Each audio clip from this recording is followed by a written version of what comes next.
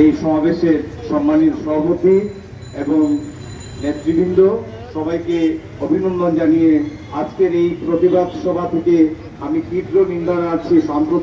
সম্প্রতি যে ঘটনাবলী ঘটছে সরকারের মদদে ইন্ধনে, এর প্রতিবাদ জানাচ্ছি আমাদের মণিপুরী সমাজ কল্যাণ সমিতি সিলেট জেলা শাখার পক্ষ থেকে এবং পূজা উজ্জ্বল পরিষদ এবং অক্ষ পরিষদ সিলেট মহানগর শাখার পক্ষ থেকে আমি আজকে তীব্র প্রতিবাদ এবং একাত্মতা প্রকাশ করে আজকে আপনাদের সবার সাথে একাত্মতা হয়ে আমরা প্রতিবাদ কর্মসূচিতে আরো সক্রিয় থাকব।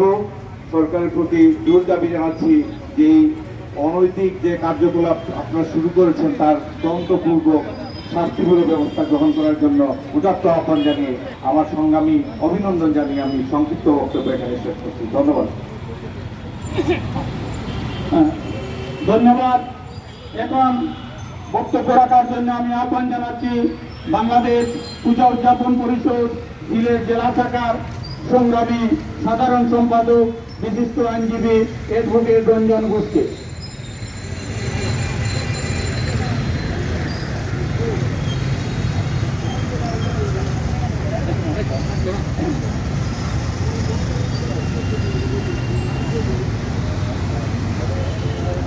বাংলাদেশের রাজধানী ঢাকার কিরকেটে প্রতিমালা অবমাননা, যশোরের অভয়নগরে হিন্দু ধর্মীয় সংখ্যালঘুদের বাড়িঘরে অগ্নিসংযোগ, নীলফামারীতে সেনুল মালিকের তার ছেলেকে ধর্মীয় অবমাননার মত সৃষ্টি করে গ্রেপ্তার সহ সারা দেশে ধর্মীয় সংখ্যালঘুদের নির্যাতন নিপীড়নের প্রতিবাদে দেশব্যাপী কর্মসূচির অংশ হিসাবে আজকের এই মানববন্ধন ও প্রতিবাদ সমাবেশের সংগ্রামী সভাপতি উপস্থিত ছিলেন জেলা শাখার নেতৃবৃন্দ, বাংলাদেশ হিন্দু বৌদ্ধ খ্রিস্টান ঐক্য পরিষদ, বাংলাদেশ পূজা উদযাপন পরিষদ সিলেট জেলা ও মহানগর শাখার নেতৃবৃন্দ সহ উপস্থিত জনতা সকলকে বাংলাদেশ পূজা উদযাপন পরিষদ সিলেট জেলা শাখার পক্ষ থেকে সংগ্রামী শুভেচ্ছা ও অভিনন্দন জানাচ্ছি। সংগ্রামী সিলেটবাসী, আপনারা জানেন বাংলাদেশের বর্তমান প্রেক্ষাপটে ধর্মীয় সংখ্যালঘুদের একমাত্র প্রাণের সংগঠন বাংলাদেশ হিন্দু বৌদ্ধ খ্রিস্টান ঐক্য পরিষদের ডাকে সারা দেশব্যাপী যে কর্মসূচি পালিত হচ্ছে তার অংশ হিসেবে আজকের এই কর্মসূচি পালিত হচ্ছে। আপনারা এও জানেন কিছুদিন পূর্বে যশোরের অভয়নগরে অত্যন্ত অন্যায়ভাবে 20টি ধর্মীয় সংখ্যালঘুদের বাড়ি বাড়ি হামলা এবং অগ্নিসংযোগ করা হয়েছে। অত্যন্ত ন্যাক্কারজনকভাবে সেটা ভিডিও ফুটেজ পর্যন্ত প্রকাশিত হয়েছে। তারপরও এই সরকারের কোনো আইনি পদক্ষেপ আমরা দেখতে পাইনি, যা আমাদেরকে ভাবিয়ে তুলে এবং আমরা মনে করি ইতিহাসের সবচেয়ে কলঙ্কজনক অধ্যায়টি এবারেই সবচেয়ে ব্যাপক হারে এবং ভয়াবহ রূপে আমাদের সামনে দাবিত হচ্ছে। আপনারা এও দেখেছেন ইতিপূর্বে নীলফামারীতে এক সেলুন মালিক ও তার ছেলেকে কিভাবে অন্যায়ভাবে, লালমনিরহাটে এক সেলুন এবং তার ছেলেকে কিভাবে মব সৃষ্টি করে, মব ভায়োলেন্স করে অত্যন্ত নির্মমভাবে তাকে জনতার পিটুনি দিয়ে তাকে গ্রেফতার করার জন্য পুলিশ ডেকে আনা হয়। আমরা দেখেছি এই সমস্ত ঘটনার পরও এই বাংলাদেশের যাদেরকে আমরা জাতীয় পর্যায়ে মিডিয়া আমরা মনে করি সেই মিডিয়ার চুকে ছানি করে দিয়েছে। আমরা এই সমস্ত ভায়োলেন্সের খবর আমরা মিডিয়াতে দেখতে যখন পাই না, তখন আমরা মনে করি এই সমস্ত মিডিয়ার অপারেশন করা দরকার। আমরা মনে করেছিলাম যে বাংলাদেশের যত মিডিয়া আছে তারা অত্যন্ত নিরপেক্ষভাবে, নির্দলীয়ভাবে তারা তাদের দায়িত্ব পালন করবে এবং সংবাদটুকু জনগণকে, দেশবাসীকে, পৃথিবীর মানুষকে জানিয়ে দেবে। এবং আমরা দেখেছি এই নীলফামারীর যে ঘটনা সেটি ঘটেছিল শুক্রবারে 10 টাকা নিয়ে 10 টাকা লেনদেনের কথাবার্তাকে কেন্দ্র করে এই ঘটনাটি ঘটেছিল। তারপর দেখে নেওয়ার জন্য সেই ছেলেটি যখন গিয়েছিল, তারপর 2 দিন পর বল সাথে নিয়ে এই দোকানে হামলা করেছিল। এই সেলুন মালিককে অন্যায়ভাবে নিপীড়ন করেছে, নির্যাতন করেছে। তার ছেলেকেও একইভাবে নিপীড়ন এবং নির্যাতন করে মব সৃষ্টি করে আইনে সুপর্দ করেছে। তখন আমরা দেখতে পেয়েছি একজন পুলিশ কর্মকর্তা, তার গায়ে যখন পুলিশের পোশাক রয়েছে এবং সেই পোশাক পরে তার দায়িত্ব থাকা অবস্থায় যে তার অদত্তপূর্ণ কথাবার্তা তিনি দিয়েছেন, যে বক্তব্য তিনি দিয়েছেন, তিনি অত্যন্ত দৃঢ় ভাষায়, অদক্ষ ভাষায় বলেছেন এমন মামলা দিবেন ছেলে এবং তার পুত্রকে, ছেলে এবং তার বাবাকে, যাতে তার যাবজ্জীবন অথবা ফাঁসির দণ্ডে দণ্ডিত হয়। সুতরাং আমরা মনে করি এই পুলিশ কর্মকর্তা যে বক্তব্য দিয়েছেন তার গায়ে খাসির পোশাক রয়েছে, জনগণের টাকায় যার বেতন হয়, যিনি প্রতিজ্ঞা নিয়েছিলেন চাকরি করার সময় জনগণের জাল মাল সকল কিছু নিরাপত্তা দেবেন এবং দায়িত্বশীলভাবে তার পদের দায়িত্ব পালন করবেন, সেই পুলিশ কর্মকর্তা তার গায়ের পোশাক থাকা অবস্থায় তিনি যে অদত্তপূর্ণ বক্তব্য দিয়েছেন সেটাকে আমরা সেই বক্তব্য আমরা বাঁধিয়ে তুলে আমরা মনে করি প্রথমে এই সরকারকে আমরা আবেদন জানাবো এই জঘন্য বক্তব্য রাখার জন্য এই পুলিশ কর্মকর্তাকে যেন আইনের আওতায় নেওয়া হয় এবং তার যেন সুবিচার করা হয়। তারপরে আমরা অত্যন্ত দুঃখের সাথে লক্ষ্য করেছি এই যে সেলুন মালিক এবং তার ছেলেকে যে মামলা দেওয়া হয়েছে, সেই মামলায় একজন মসজিদের ইমাম সেই মামলায় বাদী হয়েছেন। আমরা অত্যন্ত দুঃখের সাথে জানতে পেরেছি এই ব্যক্তি, এই বাদী এবং সাক্ষী যিনি হয়েছেন এরা কোনো ঘটনার সাথে যুক্ত ছিলেন না। তারা তাদের বক্তব্যে বলেছেন তারা শুনে এই ঘটনা শুনে তারা মামলায় বাদী হয়েছেন।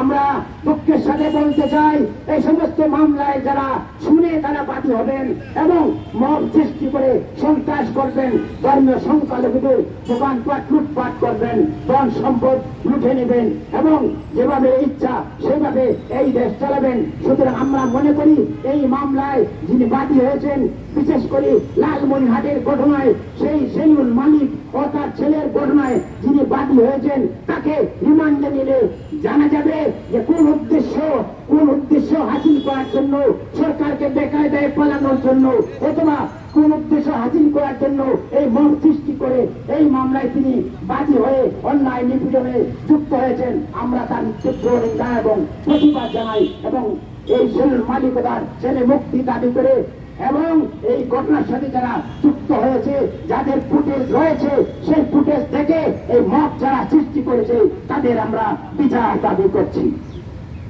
সম্মানিত সিলেটবাসী, আপনারা অবশ্যই জেনেছেন এই কিছুদিন পূর্বে আমাদের ঢাকার খিলক্ষেতে আমাদের উপাসনালয় বুলডোজার চালিয়ে ভেঙে দেওয়া হয়েছে। রাষ্ট্রীয় মদদে এভাবে বুলডোজার দিয়ে কোন ধর্মীয় প্রতিষ্ঠান ভেঙে দেওয়ার ইতিহাস বাংলাদেশে আমার মনে হয় প্রথমেই হয়েছে। পৃথিবীর ইতিহাস ঘাটাঘাটি করলে দেখা যাবে যে বাংলাদেশ বিশ্বের কোন সরকার রাষ্ট্রীয় মদদে এভাবে কোন ধর্মীয় প্রতিষ্ঠান ভেঙে ফেলার কোন ইতিহাস পাওয়া যাবে না। আমরা এও মনে করি এই বাংলাদেশে যে রেলওয়ে জায়গার কথা বলা হয়েছে আমরা দেখিয়ে দিতে পারবো এই বাংলাদেশে সিলেট, চট্টগ্রাম, রাজশাহী, খুলনা, বরিশাল সহ বিভিন্ন জায়গায় রেলওয়ে জায়গাতে হাজার হাজার মাদ্রাসা রয়েছে, হাজার হাজার এতিমখানা রয়েছে, হাজার হাজার মসজিদ রয়েছে এই রেলওয়ে জায়গার উপর। সুতরাং এই সমস্ত উপাসনালয়কে ভাঙতে হবে আর যারা শক্তি বেশি দিয়ে সেটা রক্ষা করছেন সেইগুলিকে রক্ষা করতে হবে। সুতরাং আমরা মনে করি ন্যায় বিচারের স্বার্থে আমাদের প্রতিমা যেভাবে ভেঙে দেওয়া হয়েছে তার প্রতিস্থাপন করার জন্য সরকারের প্রতি বিনম্র আহ্বান জানাচ্ছি এবং আমরা মনে করি যদি করতে হয় তাহলে সারা বাংলাদেশে যেখানে যেখানে রেলওয়ের জায়গা রয়েছে সকল জায়গা যেন উন্মুক্ত করা হয়, সেখানে যেখানে যেখানে ধর্মীয় প্রতিষ্ঠান রয়েছে সকলগুলি যেন উন্মুক্ত বক্ত করা হয় তখন আমরা কিছুই বলবো না, কিছুই মনে করবো না। সুতরাং আমাদের অনুমতির সাপেক্ষে, কর্তৃপক্ষের অনুমতির সাপেক্ষে যে আমাদের ধর্মীয় উপাসনালয় রয়েছে সেটি কেন ঘুরিয়ে দেওয়া হলো রাষ্ট্রীয় মদতে, সেই ধিক্কার জানাই, সেই ঘটনার প্রতিবাদ জানাই। এবং আজকের এই কর্মসূচিতে যারা অংশগ্রহণ করেছেন তাদেরকে ধন্যবাদ এবং কৃতজ্ঞতা জানাই। সব শেষে আমরা বলবো, আপনারা যারা মিডিয়ার বাইরে রয়েছেন আপনারা দয়া করে সব সময় সত্যতা প্রকাশ করবেন। আমরা এও দেখেছি বিভিন্ন জেলাতে, উপজেলাতে, মাঠ পর্যায়ে যারা বিভিন্ন মিডিয়ার বাইরে রয়েছেন তারা সত্যটুকু প্রকাশ করে যাচ্ছেন, এবং জাতীয় পর্যায়ে যে সমস্ত মিডিয়ারা চোখে চানি পড়ে গিয়েছে তারা কিছুই দেখতে পাচ্ছে না। আমরা দিনের সাথে অনুরোধ করবো, মহাকালী থেকে চশমা নিয়ে আসেন, চশমা লাগিয়ে দেখেন বাংলাদেশের কোথায় কি হচ্ছে। মহাকালীর চশমা পরে দেখেন, তখন আপনাদের চানি কেটে যাবে। দেখতে পাবেন সারা বাংলাদেশে কিভাবে ধর্মীয় সংখ্যালঘুদের উপর নির্যাতন, নিপীড়ন হচ্ছে, কিভাবে তাদের বাড়িঘর দখল করা হচ্ছে, অগ্নিসংযোগ করা হচ্ছে, লুটপাট করা হচ্ছে। আপনারা তখন দেখতে পাবেন এবং তখনই আপনারা মিডিয়ায় প্রকাশ করবেন।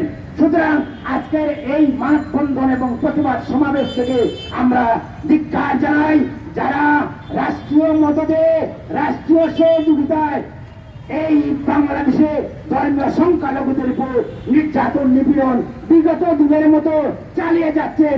আমরা মনে করি বিগত সরকারের আমলে যেভাবে এই দেশে ধর্মীয় মত সৃষ্টি করা হয়েছে, ধর্মীয় সংখ্যালঘুদের উপর ঢালাওভাবে নির্যাতন, নিপীড়ন করা হয়েছে, আজও সেটা চলমান রয়েছে।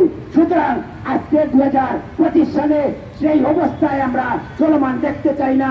আমরা এই বাংলাদেশকে গড়ে তুলতে চাই, বিশ্বের মডেল দেশ হিসাবে আমরা গড়ে তুলতে চাই, সম্প্রীতির দেশ হিসাবে গড়ে তুলতে চাই। আমরা জানি বিচার পাবো না, তারপরে বিচারের জন্য দাঁড়িয়েছি। আমরা জানি ন্যায় বিচার পাবো না, তারপরেও ন্যায় বিচারের আশায় দাঁড়িয়েছি। তারপরও আমরা ন্যায় বিচারের জন্য দাঁড়াবো। বিচার পাবো না জানি, বিগত সরকার আমাদের বিচার করেনি, একজনকেও আমলে নেয়নি, একজনকেও জেলে দেয়নি। আমরা এও জানি এই সরকারের আমলে আমরা বিচার পাবো না, তারপরও আমরা দাঁড়িয়েছি এবং আগামীতে বিচার না পেলেও আমরা দাঁড়াবো, রাস্তায় দাঁড়াবো। কারণ বাংলাদেশ হিন্দু, বৌদ্ধ, খ্রিস্টান ঐক্য পরিষদ কোন রাজনৈতিক দলের লেজুর ভিত্তি করে না, অতীতে করে নাই, আজকেও করছে না, আগামীতেও করবে না। সুতরাং বাংলাদেশ হিন্দু, বৌদ্ধ, খ্রিস্টান ঐক্য পরিষদ, বাংলাদেশ পূজা উদযাপন পরিষদ তার নিজস্ব মেরুদণ্ডে দাঁড়িয়ে সকল অন্যায়ের প্রতিবাদ বিগত দিনে যেভাবে করিয়ে গিয়েছে আগামীতেও সেই প্রতিবাদ অব্যাহত রাখবে। সেই প্রত্যাশা ব্যক্ত করে সকল অন্যায়ের প্রতিবাদ জানিয়ে এবং এই সরকারকে বিনয়ের সাথে অনুরোধ জানাবো যে আপনারা যে কথাবার্তা বলে, আপনারা যে স্বপ্ন দেখিয়ে এই সরকারের দায়িত্ব নিয়েছিলেন, যথাযথভাবে এই দায়িত্ব পালন করার আহ্বান জানিয়ে সকলকে আমার সংগঠন বাংলাদেশ হিন্দু বৌদ্ধ খ্রিস্টান ঐক্য পরিষদ এবং বাংলাদেশ পূজা উদযাপন পরিষদ সিলেট জেলা শাখার পক্ষ থেকে আবারও সংগ্রামী শুভেচ্ছা জানিয়ে আমার বক্তব্য শেষ করছি। ধন্যবাদ, সকলেই ভালো থাকবেন।